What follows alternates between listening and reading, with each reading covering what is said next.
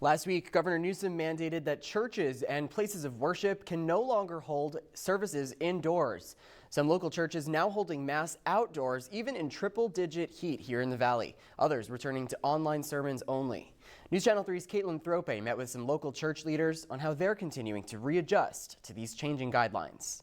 First Communion moved outdoors this weekend at Our Lady of Perpetual Help in Indio. And this is how the setup will look next weekend as their Sunday Mass moves outdoors as well. I didn't want to say we're closing again. Reverend Alexander Gamino says they used to see about 8,000 people a weekend. Now their outdoor Mass would be able to seat 80 people over the weekend.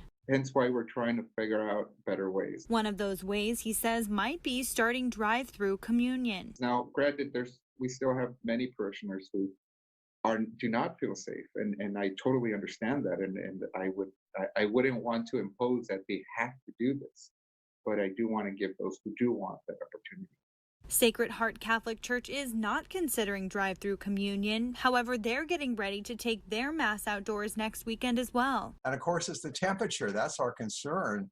So we're changing Mass times. We're going to start at 6 in the morning, and there'll be quicker Masses. In the case of our parish, 6, 7, 8, 9 in the morning, and then 7 o'clock at night.